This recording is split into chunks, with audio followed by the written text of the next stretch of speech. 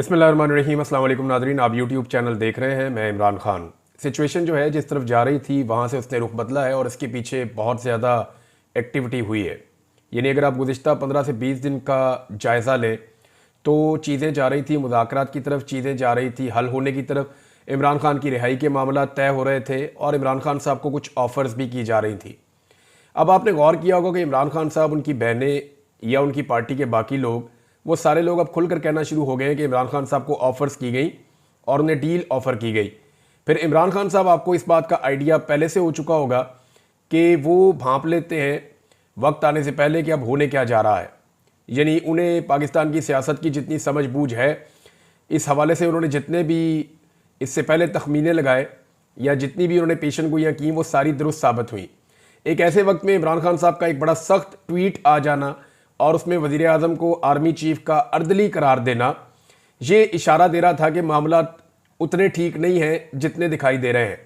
पाकिस्तान के मीडिया को, पाकिस्तान के तज्ज़ियाकारों को, पाकिस्तान की पॉलिटिकल पार्टीज़ को, इवन जो हुकूमत के अंदर बैठे हुए लोग हैं, उन्हें भी आइडिया नहीं था कि बैकडोर चैनल पे हुआ क्या है।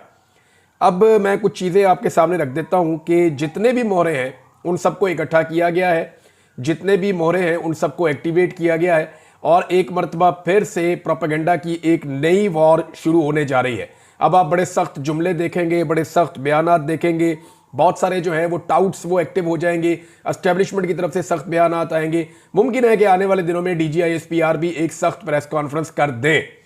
देखिए, हुआ ये है कि गुज़िश्ता 3 हफ्ते के अंदर पाकिस्तान की एस्टेब्लिशमेंट ने और हुकूमत ने इस बात का अंदाज़ा लगाने की कोशिश की है कि इमरान खान साहब को अगर बगैर शराइत को मनवाए छोड़ दिया गया तो ज़्यादा बड़ा नुकसान होगा, या अमेरिका की कुछ मुखालफत ले ली जाए तो ज़्यादा बड़ा नुकसान होगा। देखिए, अगर पाकिस्तान के नुक्ता नज़र से देखें तो फिर पाकिस्तान को ज़्यादा नुकसान तो इस बात का है कि पाकिस्तान के खारजी ताल्लुकात मगरबी दुनिया से ख़राब हो जाए तो लाजमी बात है उस पर आपका जो बिजनेसमैन है वो इफ़ेक्ट हो जाता है, आपका जो ताजिर है या जो आपके एक्सपोर्टर्स हैं उनको फ़र्क पड़ता है, आपकी इकॉनमी को फ़र्क पड़ता है। तो ये ज़रूर होगा। लेकिन जो ज़ाती मफादात हैं या जो इदारा जाती मफादात हैं या जो अजारादारी है जो पाकिस्तान में कई दहाइयों से कायम है, उस अजारादारी को नुकसान उतना बड़ा नहीं होता अगर अमेरिका के साथ थोड़े ताल्लुकात बिगड़ जाते हैं। लेकिन अगर इमरान खान साहब बाहर आ जाते हैं और इमरान खान साहब के साथ ताल्लुकात को नॉर्मलाइज नहीं किया जा सकता या इमरान खान को अपनी शराइत पे नहीं लाया जा सकता तो फिर अजारादारी के लिए बड़ा नुकसान हो जाएगा। मैं आपको सिंपल ये कहूँ कि पाकिस्तान में पाकिस्तान की एस्टेब्लिशमेंट का तोती बोलता है। पाकिस्तान की एस्टेब्लिशमेंट बहुत ताकतवर है। पाकिस्तान की एस्टेब्लिशमेंट जिसको चाहती है मावराए कानून जेल में डाल देती है, जिसे चाहती है वो जबरी तौर पे लापता कर देती है, जिसे चाहती है वो उसे इक़्तिदार में ले आते हैं, जिसे चाहते हैं उसे इक़्तिदार से निकाल देते हैं। पाकिस्तान की एस्टेब्लिशमेंट के बहुत बड़े बड़े कारोबार और बहुत बड़े बड़े स्टेक्स हैं जिनके बारे में अब सारी दुनिया जानती है, कोई ढकी छुपी बात तो है नहीं। तो उन्होंने असेसमेंट इस बात की है कि इमरान खान और इमरान खान की पॉलिसी में ज़्यादा नुकसान पहुंचाएगी या अमेरिकन पॉलिसी में ज़्यादा नुकसान पहुंचाएगी। तो अभी जो बज़ाहिर दिखाई दे रहा है कि वो किसी नतीजे पर तो नहीं पहुंचे, लेकिन उन्होंने ये तय कर लिया है कि अगर इमरान खान साहब कुछ शराइत नहीं मानते तो फिर इमरान खान साहब के साथ किसी किस्म की बात नहीं होगी। दूसरी जानिब इमरान खान साहब शराइत मान ही नहीं रहे। इमरान खान साहब का जो स्टेटमेंट है उसमें आपने देखा उन्होंने कहा जी 10 साल का मंसूबा है, 2 साल गुजर चुके हैं। हालांकि इमरान खान साहब की हुकूमत को गए हुए तो तकरीबन 3 साल होने वाले हैं, तो उन्होंने 2 साल क्यों कहे, इसके ऊपर आप गौर करें। लेकिन इस पर गौर करने से पहले मैं आपको एक स्टेटमेंट उस शख्स की पढ़ के सुनाता हूं जो ज़्यादातर खबरें लेकर आते हैं एस्टेब्लिशमेंट से और एस्टेब्लिशमेंट के माउथ पीस के तौर पे धमकियां लगाने का काम भी जो है वो उनका दिन रात जारी रहता है। तो जनाब हैं तो ये एक सहाफ़ी, लेकिन इन्होंने एस्टेब्लिशमेंट के बिहाफ के ऊपर पाकिस्तानी कौम को बहुत धमकियां पहुंचाई हैं और बताया कि अब क्या होने लगा है, डंडे बहुत तेज़ चलने वाले हैं, मजीद डंडा चलने वाला है। और बहुत सारी प्रेडिक्शन गलत साबित हुई, बहुत सारी सही साबित हुई है। लेकिन एक चीज़ जो है वो जो अब कही गई ये बहुत इंपॉर्टेंट है, मैं आपको पढ़ के सुनाता हूँ। पैगाम जो है वो ये पहुंचाया गया कि इदारा अपने चीफ की पॉलिसी से चलता है। मैं आपको गारंटी देता हूं 95% लोगों को आज की एस्टेब्लिशमेंट का पता ही नहीं है। तो डंगे होकर इलेक्शन नहीं मिलेगा, वो जमाने गए, घोड़े दौड़ाएं। जरा चेक करें आज की एस्टेब्लिशमेंट के अंदर आपके लिए जज्बात क्या हैं। 2027 तक तस्फिया नहीं होगा, ये जनाब एक मुगीस अली साहब ने रिपोर्ट किया है। और लेकिन मैं आपको एक चीज़ बताता हूँ। देखिए, इसमें हमें जो गौर करने वाली बात है वो ये है कि 2027 का तस्करा क्यों आया और इमरान खान साहब ने 10 साल की बात करके 2 साल गुजरने की बात क्यों की। ये दोनों चीज़ें इसको आर्मी चीफ के साथ जोड़ रही हैं। आर्मी चीफ जो है उनका आगाज़ होता है 2022 में, और अगर 5 साल पूरे करते हैं तो 2027, और इमरान खान साहब अगर 10 साल वो पूरे करते हैं तो फिर 2032। तो ये मामला इस तरीके से इमरान खान साहब ने और ये मोहतरम जो है इन दोनों ने बताया। लेकिन आप एक चीज़ पे गौर करें कि 2027 का जिक्र क्यों आ रहा है। 2027 में या तो एक एक्सटेंशन हो जाएगी मजीद 5 साल के लिए आर्मी चीफ की, या फिर एक नया आर्मी चीफ आ जाएगा। तो उस वक्त तक के लिए तो पॉलिसी यही चलेगी, यानी ये कहा जा रहा है कि जो मौजूदा आर्मी चीफ है उनकी पॉलिसी है कि इसी तरह चलाओ मामला, पाकिस्तान तरीके इंसाफ के लिए कोई रूम नहीं है। तो फौज का पॉलिटिक्स के अंदर जो किरदार है वो तो सबके सामने, आपको ढका छुपा तो है नहीं। अब जितने भी मोहरे हैं उन सबको एक्टिवेट कर दिया गया और एक दम अटैक किया गया है पाकिस्तान तरीके इंसाफ के ऊपर। मरियम नवाज को एक्टिवेट किया गया। आप गुज़िश्ता 2 दिन से मरियम नवाज के लहजे के अंदर रऊनत देख रहे हैं। आपको नजर आ रहा होगा कि ये वही रऊनत है जो कुछ अरसा पहले हुआ करती थी, लेकिन उसके बाद जब जुल्म और जबर की चक्की बहुत ज्यादा तेज चली है तो उस वक्त एक खामोशी भी थी। अवाम के अंदर जब शदीद तरीन रद्द-ए-अमल आया तो उस वक्त एक खामोशी भी थी, लेकिन उसके बाद ये जो रऊनत वाली आवाज है और वो जो लहजा है वो दोबारा से अब आप महसूस कर सकते हैं। इन लोगों को ये यकीन दिला दिया गया है कि कुछ भी हो जाए पाकिस्तान पीपल्स पार्टी आपको छोड़कर नहीं जाएगी। यानी एस्टेब्लिशमेंट की तरफ से PMLN को ये यकीन दिलाया गया है कि कुछ भी हो जाए, जमीन आसमान इधर उधर हो जाए, जो मर्जी हो जाए, पाकिस्तान पीपल्स पार्टी किसी सूरत भी PMLN की हुकूमत से अपने आप को अलग नहीं करेगी। ये एस्टेब्लिशमेंट की तरफ से यकीन दिलाया गया PMLN की हुकूमत को कि ये अच्छे बच्चों की तरह इसी तनख्वाह के ऊपर नौकरी करेंगे। इनके हवाले से कोई परेशानी की बात नहीं है। अब मरियम नवाज साहिबा जो है उनको भी एक्टिवेट किया गया। उन्होंने निकल के ताने देना शुरू किए, इवन जानवरों से उन्होंने तशबीह दी पाकिस्तान तहरीक इंसाफ को। और अगर अब उनके ऊपर जवाब आएगा तो फिर वो औरत कार्ड खेलेंगी। सबसे पहले पाकिस्तान में औरत कार्ड निकाल दिया जाता है। मैं हैरान होता हूं, पाकिस्तान में बहुत सारी ऐसी औरतें थीं जो खवातीन के ऊपर जुल्म और ज्यादती जरा सी होती थी तो आवाज उठाती थी। उनके नाम लेना मुनासिब नहीं है, बहुत सारी औरतें, आप सबको उनकी शक्लें भी याद हैं। लेकिन मुझे बहुत हैरत होती है कि पाकिस्तान तहरीक इंसाफ की औरतों को क्या अभी तक औरत का स्टेटस नहीं दिया गया, या इन औरतों के इंसानी हकूक नहीं माने जाते, या इन औरतों के हवाले से किसी किस्म का कोई ह्यूमन राइट्स का चैप्टर नहीं जागता। यानी जितनी भी पाकिस्तान में ह्यूमन राइट्स की तंजीमें हैं या जितनी भी ह्यूमन राइट्स से ताल्लुक रखने वाली औरतें हैं जिन्होंने बहुत पैसा बनाया ह्यूमन राइट्स का बार बार नाम लेकर, और बाहर से बड़ी इन्होंने फंडिंग शंडिंग ली हुई है, बड़े दौरे शौरे इन्होंने खड़काए हुए हैं, पाकिस्तान तहरीक इंसाफ की औरतों को जब जब मार पड़ती है तब तब ये औरतें खामोश रहती हैं या सेलिब्रेट करती हैं। ये एक बड़ी अजीब चीज है। पाकिस्तान के मीडिया के अंदर बैठी हुई खवातीन जो सहाफ़ी हैं वो भी PMLN के साथ, अगर किसी खातून के साथ जरा सी ऊंच नीच हो जाए, मरियम नवाज के बारे में कोई एक सवाल उठा दे तो जमीन आसमान के कलाबे मिला दिए जाते हैं। हालांकि वो टिकटॉकर वजीर आला है, जाली सीट के ऊपर आकर बैठी हुई है। भाई जो सीट ही जाली है, जो हुकूमत ही जाली है, उसकी कारकर्दगी भी फिर जाली है। कारकर्दगी की तो आप तब डिस्कस करें ना, जमहूरियत में तो अवाम फैसला करते हैं किसका इक्तदार होगा। अब ये अवामी फैसले के बरखिलाफ आकर इक्तदार पे काबिज हो गए और इनको लाकर स्टैब्लिशमेंट ने बिठा दिया है। अब इनकी कारकर्दगी के ऊपर अगर आप जायजे लेंगे, अव्वल तो कारकर्दगी है कोई नहीं। वो जो कारकर्दगी है वो पोल में अभी खोल देता हूं, आपको बता देता हूं। लेकिन एक चीज आप क्लियर कर दें कि निजाम इमरान खान साहब के साथ जो मुज़ाकरात कर रहा था वो मुज़ाकरात पूरी तरह से खटाई में पड़ गए हैं। इमरान खान साहब और उनकी पार्टी को दोबारा स्ट्रगल में जाना पड़ेगा। अब डिपेंड करता है कि पाकिस्तान तहरीक इंसाफ का सोशल मीडिया इन चीज़ों के लिए क्या पहले की तरह तैयार है। नंबर 2, ओवरसीज पाकिस्तानी पूरी दुनिया से इमरान खान साहब के लिए या इंसानी हकूक की पामालियों के खिलाफ भरपूर आवाज़ उठा सकेंगे, वो उसी तरीके से अपनी मुहिम को जारी रख सकते हैं या नहीं रख सकते। तो ये 2 टारगेट्स तो हैं। तीसरा, पाकिस्तान तहरीक इंसाफ की जो क़यादत है उसकी कमज़ोरी आपने देख ली। एक तो वो इमरान खान साहब के बयानिए का बोझ उठाने के लिए ज़हनी तौर पे पाकिस्तान तहरीक इंसाफ तैयार नहीं है, और मैं ये बात खुलकर कह रहा हूं और मेरे पास इसका सबूत है। आप निकालें ना, सबके ट्विटर अकाउंट निकालें, सब ने कोई ना कोई ट्वीट किया हुआ है, लेकिन इमरान खान का ट्वीट कोई भी रीट्वीट करने की जरूरत नहीं करता। बहुत सारे लोग कर देते हैं, सहाफ़ी भी रिपोर्ट कर देते हैं इमरान खान ने ये कहा, मीडिया के ऊपर भी चल जाता है, लेकिन इमरान खान साहब के ट्वीट को रीट्वीट करने की जरूरत पाकिस्तान तहरीके इंसाफ की लीडरशिप नहीं करती। तो इसका मतलब यह है कि लीडरशिप तो फारिग है, उन्होंने तो इस लड़ाई को लड़ना नहीं है, ना वो मीडिया में लड़ सकेंगे ना वो सोशल मीडिया पे लड़ सकेंगे। अब ये सोशल मीडिया और ओवरसीज पाकिस्तानियों के गले पड़ने वाली है लड़ाई। और तीसरे इसके बड़े स्टेक होल्डर्स हैं पाकिस्तान के अवाम, जिन्होंने बड़ी तादाद में इमरान खान साहब को वोट डाला, जिनकी अक्सरियत आज भी इमरान खान साहब के साथ खड़ी है।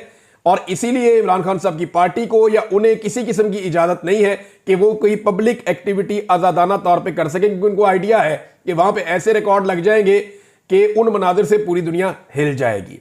अब औरत कार्ड का इस्तेमाल फौरी तौर पे शुरू कर दिया जाता है। अगर पाकिस्तान तहरीके इंसाफ की औरत ना हो तो, अगर औरत का ताल्लुक पाकिस्तान तहरीके इंसाफ से नहीं है तो फिर वो औरत है। अगर वो तहरीके इंसाफ की है तो उसको अगवा करें, उसको मारें, उसको सड़कों पे घसीटें, उसको बेगुनाह उठा के जेल में डालें, उसके बच्चे उठा लें, उसकी चादर और चारदीवारी का तकद्दुस पामाल करें, आप उसके घर के अंदर दाखिल हो जाएं, आप उसके बेडरूम के अंदर दाखिल हो जाएं, आप उसकी नाजेबा गालियां दें, जो मर्जी करें आप।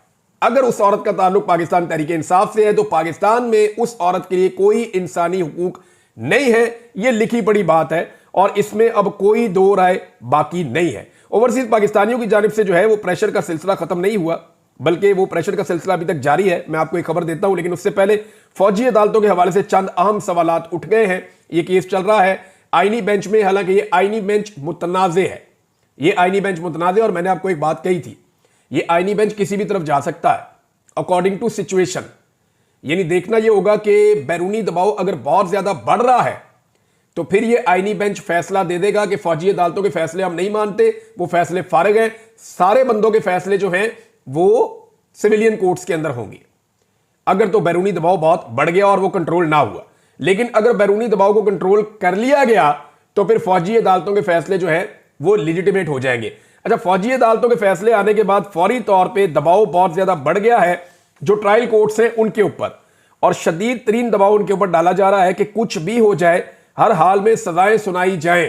क्योंकि देखिए ना, जो ट्रायल कोर्ट्स हैं वहां से सजाएं नहीं हो रही, बहुत शादो नादर हो रही हैं। जो सजाएं मिलिट्री कोर्ट से दी हैं वो पूरी दुनिया के अंदर खबरें गई हैं, लेकिन सेम केसेस जब गए हैं सिविल कोर्ट्स के अंदर, दूसरी अदालतों के अंदर, क्रिमिनल या फौजदारी अदालतों के अंदर जब ये मामला गए हैं, दहशतगर्दी की अदालतों में गए हैं, तो बहुत सारे केसेस जो है उड़ा के फेंक दिए हैं अदालतों ने। वजह यह है कि पुलिस के पास साबित करने के लिए है ही कुछ नहीं, ज्यादातर लोगों को बेगुनाह पकड़ा हुआ था और कोई ऐसे सबूत, कोई ऐसे एविडेंसेस, ऐसी चीजें इकट्ठी नहीं की पुलिस ने जिसकी बुनियाद के ऊपर वो शहरियों को या एहतजाज करने वालों को सजा दिलवा सके। अब अदालतें तो उसको जज्बात के अंदर नहीं देखती चीजें, वो तो कहती हैं शवाहिद लेके आए, गवाह लेकर आए, चीजें लेकर आए, फुटेज लेकर आए, सबूत मुहैया करें। अब पुलिस के पास है कुछ नहीं, पुलिस ने सिर्फ बंदे उठाए और पैसे कमाए इस सारे खेल के अंदर।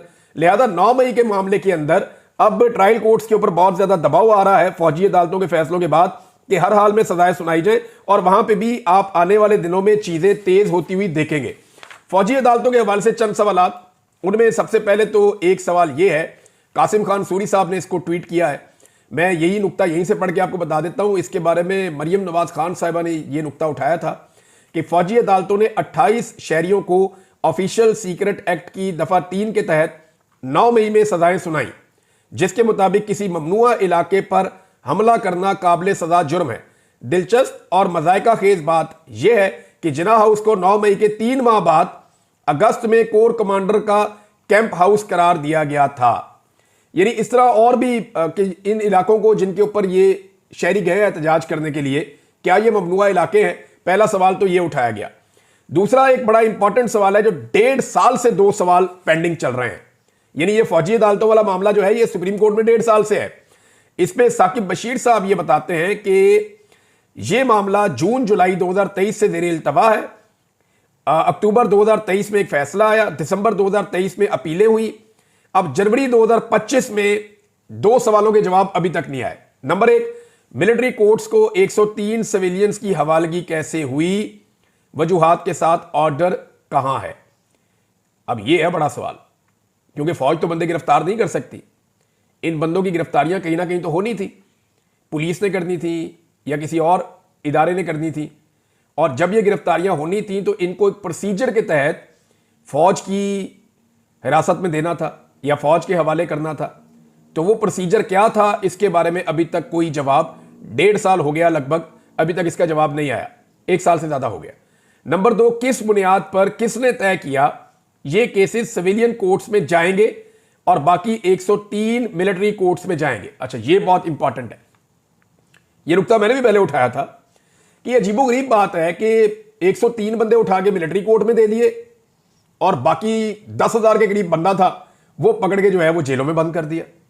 उनके केसेस वहां चल रहे हैं। यानी यास्मीन राशिद साहबा मिलिट्री कोर्ट में नहीं है, एजाज चौधरी साहब मिलिट्री कोर्ट में नहीं है, महमूद रशीद साहब मिलिट्री कोर्ट में नहीं है, उमर चीमा साहब मिलिट्री कोर्ट में नहीं है।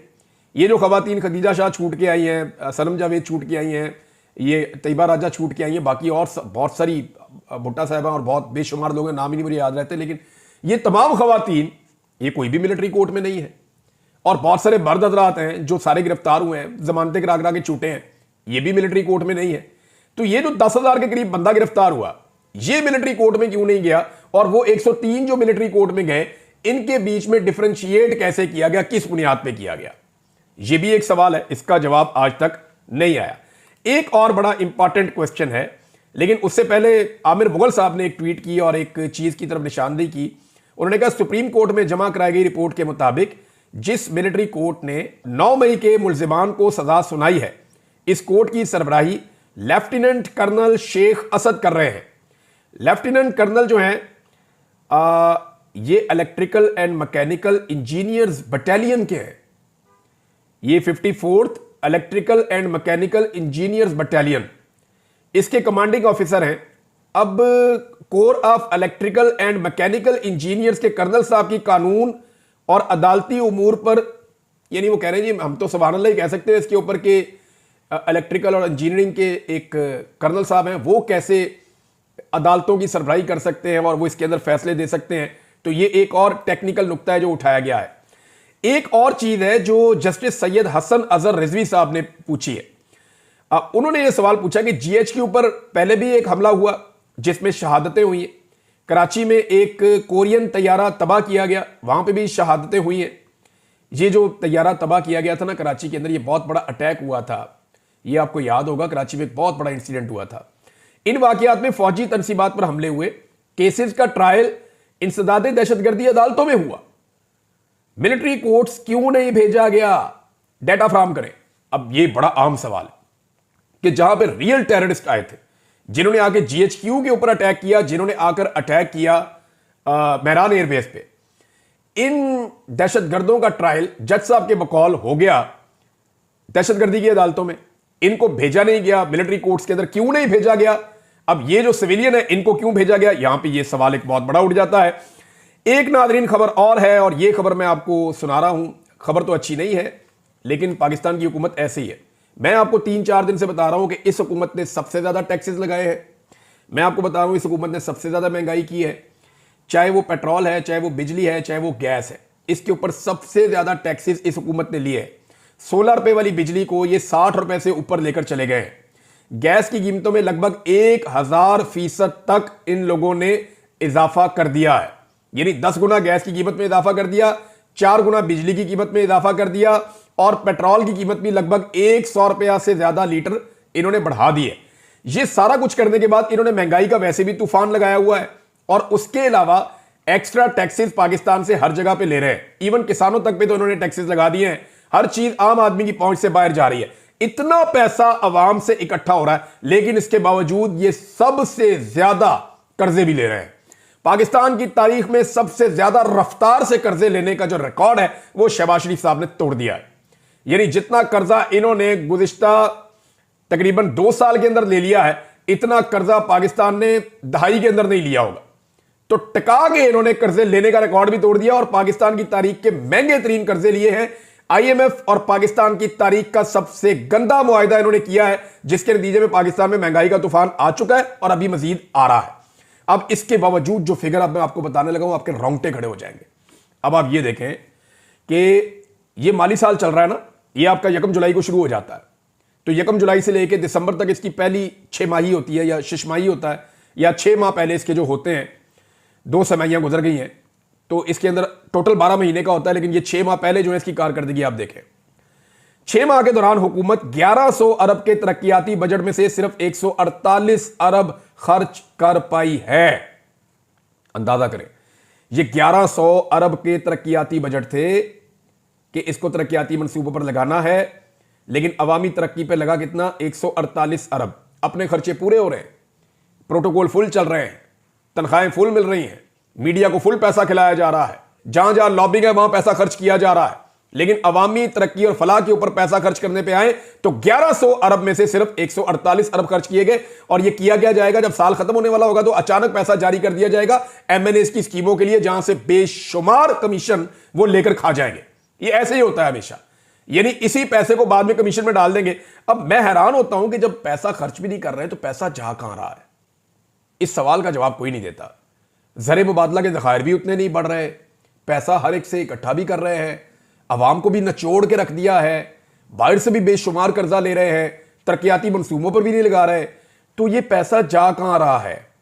यानी कुदरती आफात के संगीन खतरात के बावजूद मौसमियाती तब्दीली डिवीजन 5.26 अरब के बजट में से सिर्फ 11.3 करोड़ खर्च कर पाई है, और ये डॉन की रिपोर्ट है। अच्छा, इसमें मुजम्मल असलम साहब ने एक नुक्ता उठाया, उन्होंने कहा जी खैबर पख्तूनख्वा जिसके वसाइल भी कम हैं और बहुत सारे तरक्याती फंड जारी भी नहीं किए गए, इसके बावजूद 80 अरब की रकम पहले 6 माह में खर्च की है। दूसरी तरफ शहबाज शरीफ की सरकार तरक्याती अखराजात में उनके हालात आप नोट कर लें कि 6 माह में 1100 अरब के बजट में से सिर्फ 148 अरब खर्च किया है।